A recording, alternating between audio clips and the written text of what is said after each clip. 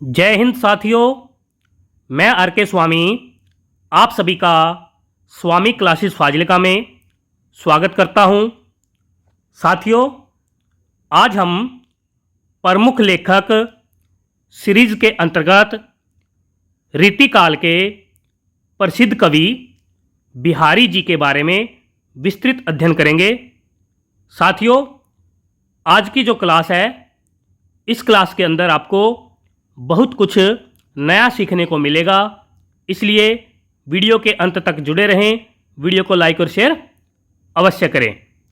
अगर आप हमारे YouTube चैनल पर नए हो तो चैनल को सब्सक्राइब करें, बेल आइकन को अवश्य दबाएं ताकि आप तक नई क्लास का नोटिफिकेशन पहुंच सके। अगर आपने अभी तक हमारी पहली वाली क्लासेस भी नहीं देखी है तो आप प्लेलिस्ट में जाकर उन क्लासों को भी अवश्य देखें और हिंदी की बेहतर तैयारी करें। तो शुरू करते हैं आज की क्लास। 13 नंबर पर कवि हैं बिहारी जी।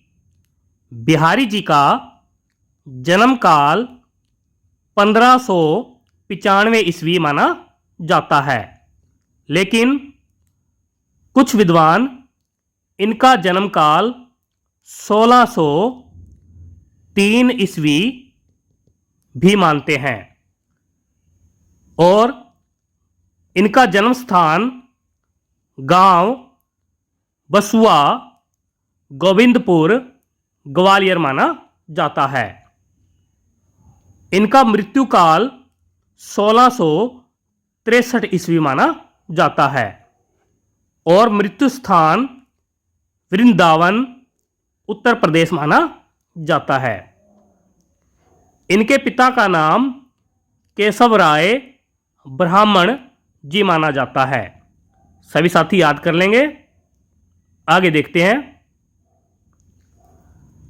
जनश्रुति के अनुसार बिहारी जी के गुरु केशव राय जी थे, लेकिन बिहारी जी ने निम्बार्क संप्रदाय के बाबा नरहरिदास जी को अपना गुरु बताया। इनके आश्रयदाता जयपुर नरेश जय सिंह जी थे। आगे देखते हैं। प्रमुख रचना बिहारी जी की एक प्रमुख रचना मिलती है बिहारी सतसई। इसका रचना काल 1662 ईस्वी माना जाता है। बिहारी सतसई, इसका रचना काल 1662 ईस्वी माना जाता है। कुल दोहे 713 या 719 मिलते हैं, यानी कि कुछ विद्वान बिहारी सतसई रचना में दोहों की संख्या 713 मानते हैं, तो कुछ विद्वान कुल दोहों की संख्या 719 मानते हैं। प्रधान भाषा ब्रज भाषा मानी जाती है। काव्य रूप मुक्तक काव्य माना जाता है, यानी कि बिहारी सतसई एक मुक्तक काव्य है। प्रधान रस श्रृंगार रस मिलता है, जिसमें संयोग श्रृंगार प्रमुख है। बिहारी सतसई पर कवि हाल जी द्वारा रचित गाथा सप्तशती, गोवर्धन आचार्य जी द्वारा रचित आर्य सप्तशती और कवि अमरूक जी द्वारा रचित अमरूक शतक का प्रभाव है। सभी साथी याद कर लेंगे। बिहारी सतसई पर गाथा सप्तशती, आर्य सप्तशती और अमरूक शतक का प्रभाव है। आगे देखते हैं। बिहारी जी को रीतिकाल का प्रतिनिधि कवि माना जाता है। बिहारी जी एकमात्र कवि हैं जिन्होंने ग्रामीण संस्कृति के विरुद्ध घृणा भाव प्रकट किया। आगे देखते हैं। बिहारी जी धमनी संप्रदाय के कवि माने जाते हैं। लाला भगवान दीन जी ने कवि बिहारी जी को सूरदास जी, तुलसीदास जी और केशवदास जी के बाद चौथा रत्न माना है। बिहारी जी को राजा जय सिंह जी ने काली पहाड़ी नामक गांव पुरस्कार में दिया तथा बिहारी सतसई के प्रत्येक दोहे पर कवि बिहारी जी को राजा ने एक स्वर्ण मुद्रा प्रदान की थी। बिहारी सतसई के 600 दोहे श्रृंगारिक हैं, शेष भक्ति, नीति एवं प्रशस्ति परक है। सभी साथी याद कर लेंगे। आगे देखते हैं। हिंदी में सतसई परंपरा की प्रथम रचना कृपाराम जी द्वारा रचित हित तरंगिणी को माना जाता है। रामचरितमानस को छोड़कर सर्वाधिक टीकाएं बिहारी सतसई पर लिखी गई है। कृष्ण कवि जी द्वारा सर्वप्रथम बिहारी सतसई की टीका नाम से टीका लिखी गई है। कृष्ण कवि जी ने बिहारी सतसई के प्रत्येक दोहे पर सवैया छंद बनाया था। सवैया एक वार्णिक छंद है। सभी साथी याद कर लेंगे। आगे देखते हैं। बिहारी सतसई पर सबसे प्रमाणिक टीका जगन्नाथ दास रत्नाकर जी द्वारा रचित बिहारी रत्नाकर मानी जाती है। यानी कि बिहारी सतसई पर लिखी गई सबसे प्रमाणिक टीका बिहारी रत्नाकर मानी जाती है। भारतेंदु हरिश्चंद्र जी ने बिहारी जी के कुछ दोहों पर कुंडलियां लिखकर अपनी सहृदयता का परिचय दिया था। जॉर्ज ग्रियर्सन जी ने बिहारी सतसई की प्रशंसा करते हुए कहा कि संपूर्ण यूरोप में बिहारी सतसई के समक्ष कोई रचना प्राप्त नहीं होती है। हजारी प्रसाद द्विवेदी जी ने बिहारी सतसई को रसिकों के हृदय का घर माना है। सभी साथी याद कर लेंगे। बहुत ही महत्वपूर्ण तथ्य है। हजारी प्रसाद द्विवेदी जी ने बिहारी सतसई को रसिकों के हृदय का घर माना है। आगे देखते हैं। सूरदास जी एवं बिहारी जी दोनों ने ही नायिका के रूप में राधा का वर्णन किया है, परंतु सूरदास जी की राधा मूक यानी कि कम बोलने वाली तथा बिहारी जी की राधा वाचाल यानी कि ज़्यादा बोलने वाली मानी जाती है। राधाचरण गोस्वामी जी ने बिहारी जी की तुलना पीयूषवर्षी मेघ से की है। सभी साथी याद कर लेंगे। आगे देखते हैं। रेवेरेंड एडविन ग्रिब्ज जी ने बिहारी जी को शब्दों का चतुर प्रयोक्ता मात्र माना है। पद्म सिंह शर्मा जी ने बिहारी सतसई को शक्कर की रोटी कहा है। मुंशी देवीलाल प्रसाद प्रीतम जी ने बिहारी जी के दोहों का उर्दू में अनुवाद किया।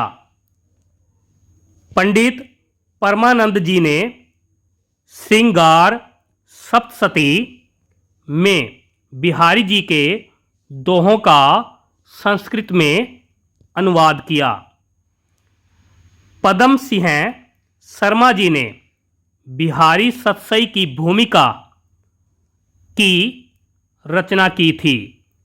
सभी साथी याद कर लेंगे, बहुत ही महत्वपूर्ण तथ्य है, अक्सर परीक्षा में पूछे ही जाते हैं। आगे देखते हैं। बिहारी जी की प्रतिभा कल्पना की समाहार शक्ति एवं अभिव्यक्ति की समास शैली के कारण प्रसिद्ध है। आचार्य रामचंद्र शुक्ल जी के अनुसार जिस कवि की कल्पना की समाहार शक्ति के साथ भाषा की समासिक शक्ति जितनी अधिक होगी, उतना ही वह मुक्तक रचना में सफल होगा। यह क्षमता बिहारी में पूर्ण रूप से विद्यमान थी।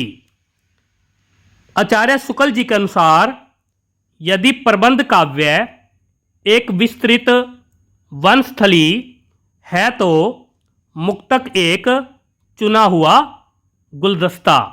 सभी साथी याद कर लेंगे, बहुत ही महत्वपूर्ण तथ्य है। शुक्ल जी क्या कहते हैं? यदि प्रबंध काव्य एक विस्तृत वनस्थली है तो मुक्तक एक चुना हुआ गुलदस्ता। आगे देखते हैं। मिस्र बंधु जी ने बिहारी जी को कवि नहीं माना है। देव बड़े की बिहारी को लेकर आलोचकों के मध्य हुए विवाद के जन्मदाता मिस्र बंधु जी माने जाते हैं। कवि बिहारी जी को श्रेष्ठ मानने वाले विद्वान हैं। नंबर 1 पर है पदम सिंह शर्मा जी, नंबर 2 पर है लाला भगवान दीन जी। यानी कि इन दोनों कवियों ने बिहारी जी को श्रेष्ठ कवि माना है। आगे देखते हैं। कवि देव जी को श्रेष्ठ मानने वाले विद्वान हैं। नंबर 1 पर है मिस्र बंधु जी, नंबर 2 पर है पंडित कृष्ण बिहारी मिश्र जी। यानी कि इन दोनों कवियों ने कवि देव जी को श्रेष्ठ कवि माना है।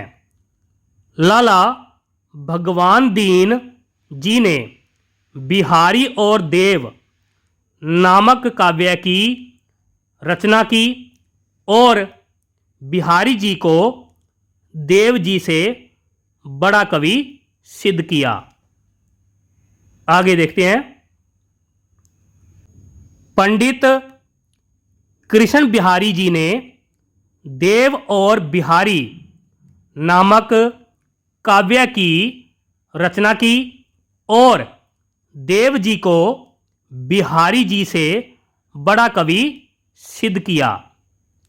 रीतिवादी आलोचक पदम सिंह शर्मा जी ने खड़ी बोली काव्य को नीरस और करणकटु कहा है। बिहारी सतसई का एक एक दोहा हिंदी साहित्य में एक एक रत्न माने जाते हैं। आगे देखते हैं। आचार्य रामचंद्र शुक्ल जी के अनुसार बिहारी जी रसवादी कवि माने जाते हैं। डॉक्टर नगेंद्र जी के अनुसार बिहारी जी ध्वनिवादी कवि माने जाते हैं। यानी कि आचार्य रामचंद्र शुक्ल जी ने बिहारी जी को रसवादी कवि माना और डॉक्टर नगेंद्र जी ने बिहारी जी को ध्वनिवादी कवि माना है? आचार्य रामचंद्र शुक्ल जी के अनुसार श्रृंगार रस के ग्रंथों में जितनी ख्याति और जितना मान बिहारी सतसई का हुआ उतना किसी का नहीं। बिहारी सतसई के दोहों का रोला छंद में पलवन अंबिका दत्त व्यास जी ने किया। सभी साथी याद कर लेंगे। आगे देखते हैं। बिहारी सतसई पर लल्लू लाल जी ने लाल चंद्रिका नाम से टीका लिखी। सभी साथी याद कर लेंगे, बहुत ही महत्वपूर्ण है, अक्सर परीक्षा में पूछी ही जाती है। लल्लू लाल जी ने लाल चंद्रिका नाम से बिहारी सतसई पर टीका लिखी है। साथियों, ये थे कवि बिहारी जी के बारे में बहुत ही महत्वपूर्ण तथ्य है। आशा करता हूं कि आज की इस क्लास में आपको बहुत कुछ नया सीखने को मिला होगा। इसी प्रकार से निरंतर अध्ययन करने के लिए चैनल को सब्सक्राइब करें, बेल आइकन को अवश्य दबाएं ताकि आप तक नई क्लास का नोटिफिकेशन पहुंच सके। अगर आपने हमारी अभी तक पहली वाली क्लासेस नहीं देखी है तो आप प्लेलिस्ट में जाकर उन क्लासों को भी अवश्य देखें और हिंदी की बेहतर तैयारी करें। वीडियो को लाइक और शेयर अवश्य करें। तो मिलते हैं अगली क्लास में, तब तक के लिए जय हिंद।